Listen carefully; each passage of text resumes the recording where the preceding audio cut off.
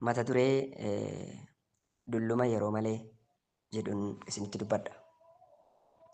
Mata duree kana dhageessanii beektu. Namni otoo immoo yeroo malee dulloomte namaan jedhu dhageessanii beektu. Ati yeroo malee dulloomte kana jechuun immoo harrii baafte yeroo malee yookaan immoo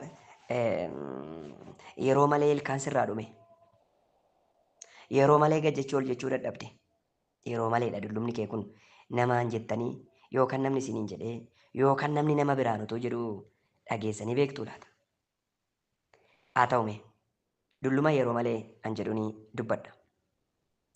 Egaa abbaaf fakkeenyaa Solomoon namni beekaa fi ogeessi tokko lallaba boqonnaa 3 irratti wanti hundinuu yeroo akka qabu wanti bantii waaqaa kana jala jiru hundinuu yeroo akka inni qabu dhalachuunis du'uunis yeroo akka qabu dhaabuunis isa dhaabame buqqisuunis yeroo akka qabu erga dubbatee booddee egaa waa'ee yeroo wanti hundumtuu yeroo qabaachuu isaa bal'isee dubbata. An gabaabadhumattan irraa fudhadhe. Lallabuma kana immoo boqonnaa 12 lakkoofsa 1 jalqabee maal jedhaa? Barri hamaan utuu hin dhufin waggoonni ati natti hin tolan jettus utuu hin dhiyaatin bara dargaggummaa kee yaadadhu jedheetu egaa barri hamaan utuu hin dhufin inni ni jedhu kuni maal ibsaa? Wantoota tokko tokko akka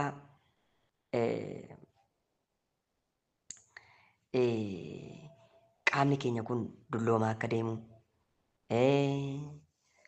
ilkaan akka namarraa dhumu maddiin namaa qaamni namaa kun akka suntuuru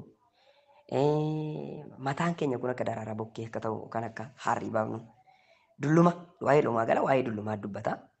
Kanaafuu barri hamaan tokko hin dhufa. Hamaa jechuun immoo natti sitti kan hin tolle barri sitti hin tolle amma sitti tolee jiraatta mitiire barri sitti hin tolle hin dhufa haadha.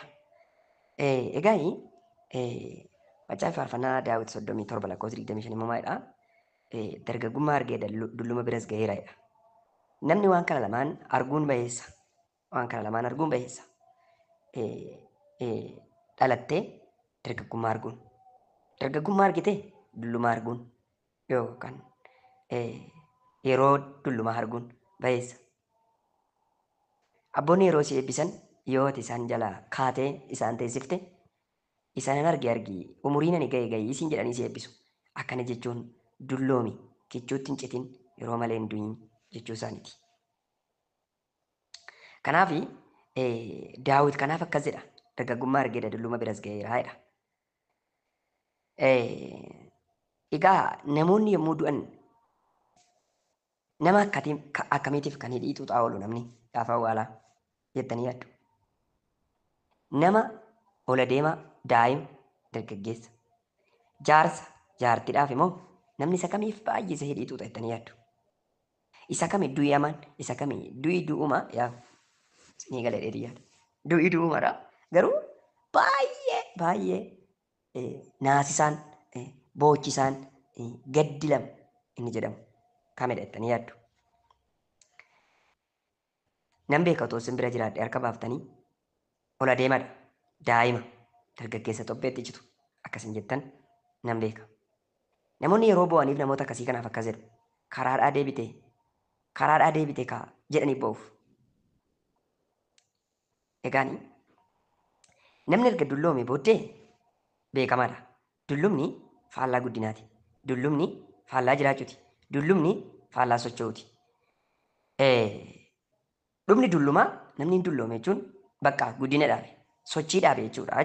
Dulloome jechuun hin adoodi bakka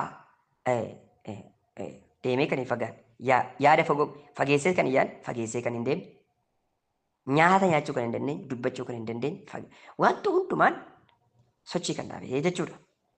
Egaa lafa kanarraa wanti hin dulloomne hin jiru. Wanti hin dulloomne hin jiru. Akkana gaafan jedhu dhagoonni illee dulloomanii caccabanii horsossaa'u. Tulloonni illee dulloomanii horsossaa'anii burkutaanii iddoo dhaabatu. Mukti hin biqila hin guddata deebi'ee ija baay'ee naqatee dulloomee burkutaa'ee bade yoo sanyii isaa bakka buufate malee. Wanti dulloomne wanti barri ittiin dhumne lafa kanarraa hin jiru.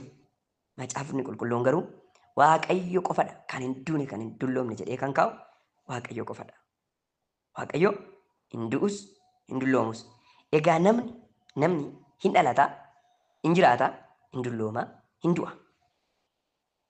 Kanaaf macaafa faarfannaa boqonnaa 90 lakkoofsi 10 bara jireenya keenyaa waggaa 70 yoo baay'ates waggaa 80.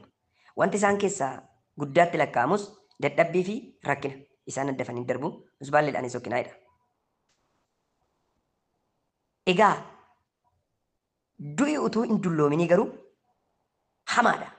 Araama isa jedhan sana. Dullumni bakka gurguddaa lamatti qoodama. Tokko dulluma fooniiti. Dulluma fooniiti. Saamu'eel isa duraa boqonnaa 3 lakkoofsi 2 Eeliin dulloomee iji isaa bararrise arguu dhabaa adeemeedha.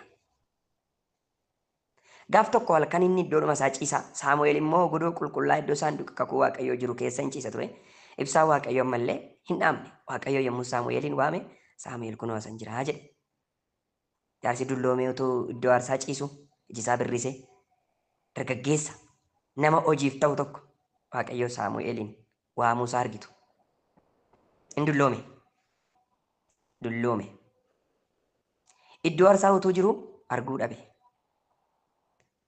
Dulluma nama lamaa isinitti hima. Muuseen immoo dulloome waggaa 120 turedha. Iji isaa hin dimimmifne, humni isaas hin hir'annedha. Yeroo du'uuf jedhu Muuseen kana seera keessa deebii 34 lakkoofsa 7 irra. Ilaalaa. Eeliin dulloome iddoo aarsaa jira. Iji isaa birriseera. Iddoo aarsaa jira. Garuu Muuseen utuu karaa deemu, utuu saba Israa'elii wajjin rakkatu, karaa irratti du'e, kana keessaa garuu waggaa 120 jiraate, iji isaa hin dimimmifne, humni isaa hin hir'anne. Dulluma. Yeroo du'a jala ga'uyyuu iji isaa fageessee ilaala. Muuseen. Lallabbii boqonnaan 12 gaamaadha. Eega dulloomanii maaltu jira yoo jettan du'a. Biyyoon gara biyyoo isa irraa dhufeetti deebi'uun hafuurri immoo gara Waaqayyoo isa kenneetti deebi'uun hin hafuudha. Lallabbii boqonnaan 12 lakkoofsa. Kanuma wanti isin namarraa eeddanii jechuudha. Hin du'a namni bakka. Ka dulloomee በኋላ ይሞታል. ከዱሎሜ በኋላ መሞቱ ግድ ነው። ኢየሱስ ጌታ ነው። Dulloomteen du'achuu hin dandeessu. Kanaaf akkanadha. Mallattoowwan dullumaan isinitti hima. Tokko iji birrirrisuu. 2 gurri dhaga'uu dabarsuu. 3 nyaata dadhabuu. 4 abdii kutachuu. 5 waan darbe malee waan gara fuulduraa yaaduu dubbachuu dhiisuu. 6 mammaaksa baay'isuu. 7 humna kan of keessaa fixe jechuudha. Ishi dhaloonni utuu umurii hin ga'in garuu dullooman jiru. Dhaloonni utuu umuriin hin ga'in dullooman isaan kanan isinitti hima. Dargaggeessa dulloomee nama biyyaaf abdatamu garuu humna dhabee ofirra gattaa'e baay'eetu jira. Isa kana dubbachuu barbaada. Adeemsa dhaabanii kan du'a kadhatan baay'ee argina. Utuu ergamaa hin fixin warra dhuman yeroo malee yeroo ba'uu qabanitti warra galan yeroo fiiguu qabanitti warra taa'an yeroo addunyaa irratti ol ba'anitti yeroo kan golatti deebi'an isaan kanan isin hubachiisuu dhufe. Ofii isaatii mootota boqonnaa 19 lakkoofsa 4 akkanan dubbisa. Ofii isaatii lafa onaa keessaa adeemsa guyyaa tokko erga adeemee booddee muka dhadhaansa tokko jala hin taa'e. Achitti ani abboota koorra waan ani wayyineef hamma naga'aatii yaa Waaqayyo na ajjeesi jedhee kadhateedha. Nama kana yommuu ilaaltanii nama jabaa samii fi duumessoota dhageessifatu. Nama jabaa mootonni fi gurguddoonni sodaatama. Raajota 400 ol mataa irraa ciree raajota sobduu kan qaanesse. Nama Waaqayyo humnaa wajjin jiru. Nama qurruun soortu. Nama lagatti galee Waaqayyo wajjin humna guddaa kan socho'u. Nama akkanaa tokko argitu. Maal jedhee namni kun erga raajota fixee Waaqayyo wajjin mul'ate inni abiddaan mul'ate raajoti sobduun egaa qaqqalamanii booddee Izaabelitti dhaadatte akkas jetteen yoon sin ajjeesu ta'e waaqoliin koonan isin jetteetti kakatte. Namni kun kanumarraa kan ka'e hin baqate gadi taa'ee adeemsa guyyaa tokko adeeme Adeemsa guyyaa tokko adeeme. Adeemsa guyyaa tokko adeemetu ofirra gadi taa'e. Ofirra gad taa'ee muka dhannasa jedhamtu jala gad taa'e. Gad taa'uunsaa waan tokko laala. Baqachuunsaa waan tokko laala. Sadaffaan namni kun yaa Waaqayyo humna naa kenni. Yaa Waaqayyo humna naa kenni akkan kana mo'adhu hin jenne. Na ajjeesi jedhe. Na ajjeesi jedhe. Dhaloota utuu fiiguu qabu taa'ee na ajjeesi jedhe. Dhaloota utuu hojjechuu qabu taa'ee na ajjeesi. Taa'ee na ajjeesi jedhe. Baqachiisaa ta'uun utuu irra jiru kan baqatu. Utuu isan ga'in naga'a dhaloota jedhu. Abboota koorra wayii warra darban ilaaluudhaan kan of tuffatu. Kadhata isaa jijjiiree kadhata humna naa kenni na kaasi nan deema jechuutu qabu na ajjeesi isa jedhu. Egaa maaliin haamilee dhabuun nama dulloomsa akkasumas haala ilaaluudhaan warra dullooman argina iddoo kanatti. Tongeen dulloomuun isa kana. Du'i hin kadhatamu. Garuu gaafa dulloomtu jireenya dhiiftee isa gaaf tokko ofuma isaati barbaadee qe'ee iyyafatee dhufu barbaacha deemta gaafa dulloomtu. Du'a iyyafatee gaaf tokko qe'ee nama daqiiqaaf maakiroo sekendiin dabarsine dhufee si fudhatu. Du'a gaaf tokko beellamni ishiin dabarre. Gaafa dulloomu namni, gaafa yaadan bujuun jiru namni, gaafa haamilee dhabu namni, gaafa deemsa dhaabu namni, gaafa mul'anni harkatti du'u namni, gaafa tarkaanfii dadhabu namni, gaafa fiiguutuu danda'u ciisu. Haleluuyaa. Gaafa kana maal godha? Du'a iyyaafata. Karaan du'aa eessaniidha. Egaani Iyyaasuu boqonnaa 13 lakkoofsa 1 irratti Waaqayyo Iyyaasuudhaan akkas jedha. Qaa Waaqayyo ulfaata. Har'a Waaqayyo ergaa gara kee haa fidu. Oolaa raadiyaadhaa badaa namaa asii qaaboorash. Maaralara bagada nama jene malara boshi dalara bada namas. Lera bora lara bada nama jenas. Pradiani magosia. Prolara dana magadora mashila rabada namas.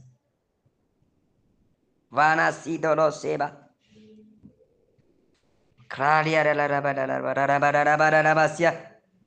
Nana kifada. Akedeni. Yeroo Iyyaasuun dulloomee lafa guuretti Waaqayyo isatti dubbate. Inni ati amma dulloomtee lafa guurteetta. Garuu biyyi hin qabamin jiru immoo hammayyuu baay'eedha. Afeera iddoon. Afeera bakka ati geessu. Afeera wanti si hafe. Dirree si hafe jira. Biyyi si hafe jira. Iddoon si hafe jira. Ati garuu maal taate? Lafa guurte.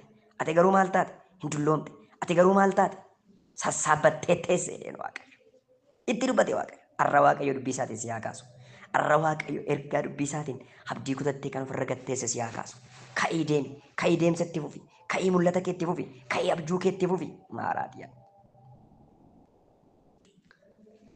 Yesuus Kiristoos geetaa ነው. Kana qofa miti. Haleluuyaa. Iyyaasuu 13 irratti Waaqayyo Iyyaasuudhaan hin dulloomin, nagaan jedhin, fixin jedhin, ka'ii.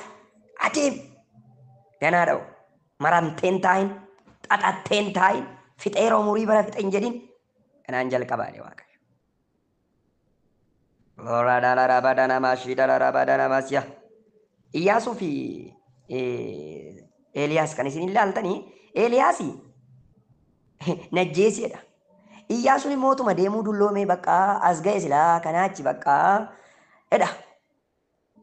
Eeliyaasiin Waaqayyo in nyaachise. Kai jedhee nyaachise. Fuudhee deeme hojii ittiin hojjete. Waaqa fitne yeroo fixe hin jedhin. Iyyaasuu 14 irratti immoo nama tokko nama dhaadatu tokko argitu. Haleluuyaa. Hin dhaadata namichi tokko immoo. Innis maal jedhee dhaadata? Dhaala Waaqayyoo naaf kenne dullumaaf jedhee hin dhabu. Nan ga'a nan dhaala. Nama jedhu nama jabaa. Nama Kaaleeb jedhamu tokko argitu. Isaan kun kaa goddanyaa Iyyaasuuti inni kun. Inni immoo akkas jedha. Kakuun qaba utuun argin hin du'edha. Dhaalaan qaba bakka hin ga'uuf yaadame nan qaba garuu hin daangeffamudha. Ishi Iyyaasuu 14 jaanan dubbisa dhaggeeffadhaa. Ergasii gosa Yihuudaa keessaa namoonni Gilgalitti Iyyaasuu bira dhufan. Isaan keessaa Gaaleeb ilmi Yoofunee inni Qenaazichi Iyyaasutti dubbate. Inni dubbii Waaqayyo Qaadesh Barne'aatti waa'ee kee nama Waaqayyootti dubbate ati beekta jedheen. Waa'ee koof waa'ee kee argitanii? Waa'ee koo waa'ee kee inni jedhu kuni Kaaleeb waa'ee koo jedha Kaaleeb waa'ee kee immoo jedhaan eenyu jedhe Iyyaasuudhaan jedhan. Iyyaasunii fi Kaaleeb eessatti wal beeku? Yeroo biyya gaaduu dhaqan Waaqayyo dhaala tokko san abdachiiseera. Yeroo Museen garbichi Waaqayyo Qaadesh Barne'aadhaa dhaqee akka ani biyyicha gaaduuf na erge ani nama waggaa 40 ture dhaggeeffadhaa. Ani deebi'een wantan yaadatti qabadhe isatti hime biyya sana yeroon gaaduu dhaqe. Obboloonni koo warri anaa wajjin achi dhaqan illee garaa namootaa hin sodaachisan. Ani garuu raawwadhee Waaqayyo gooftaa koo duukaa bu'e. Museen yeroo sana kakate ati guutummaatti Waaqayyo gooftaa koo duukaa waan buuteef biyyi ati miila keetiin irra ejjettu siif ijoollee keetiifis bara baraan dhaala hin ta'a jedhee. Amma kunoo Waaqayyo akkuma waggaa 45 dura namoonni Israa'el lafa onaa keessa adeemaa utuu jiranii Museetti dubbatee ture. Jireenyatti na eegeera. Kunoo ani har'a nama waggaa 85 ta'eera. Sirriitti dhaggeeffadhaa. Ani ammayyuu akkuma gaafa Museen na erge sana cimaadha. Ciminatti, lolatti, gad bahee holgaluutti akkuma dur ture sanadha. Egaa biyya gaaraa isa Waaqayyo na abdachiise sana anaaf kenna. Warri Anaaqotaa achi akka jiran mandaroonni isaanis dallaa cimaa akka qaban ati iyyuu gaafas dhageessetti. Garuu Waaqayyo ana gargaaree ani akkuma inni jedhe achi isaan nan baasa jedhe. Yes, argitanii? Waggaa 40 meeqatti kan Waaqayyotti dubbate ilaalaa? Waggaa 40tti. Ergaa waggaa 40tti argitanii miti? Waggaa 40. Dhufee waggaa meeqatti? Waggaa 45 dura namoonni Israa'el ilaa. Namichi kun yeroo amma dubbachaa jiru ani har'a nama waggaa 85ti. Waaw! Yesuus geetaan. Ani har'a nama waggaa 85ti. Kanaafuu nama waggaa 85 ta'ee lafa Waaqayyo na abdachiise sana hin geenye. Wanta Waaqayyo natti dubbate sana hin argine. Kakuu Waaqayyo naa galee sana ani ijaan hin argine. Kanaaf maal gochuun qaba? Ati dhageesseetta. Waan Waaqayyo naan jedhe dhageesseetta. Ani yeroo Museen na erge sana lafa sana gaafan arge lafa irree jedhe sana gaafan arge akkasan jedhe namoota baay'eetan abdii horee malee hin sodaachifne. Kanaaf Waaqayyo karaa Musee akkas naan jedhe lafa argite kan hin dhaalta irra ejjetta isa argite kana kan keetan godha naan jedhee natti dubbateera. Egaani warri na wajjin dhaqan illee namoota garaa raasanii ani akkas hin jenne. Kanaafuu Waaqayyo akkuma waggaa 45 dura natti dubbate sana inni amma irratti jireenyatti na eegeera. Waaw! Yesuus geetaan jireenyatti na eegeera. Ani har'a waggaa meeqa? Waggaa 85. Ani hammayyuu akkuma gaafa Museen na erge maaraal duubaanaa giyaati yaaloo raasiyaa እንዴት ደስ ይላል በእናታቸው በእግዚአብሔር።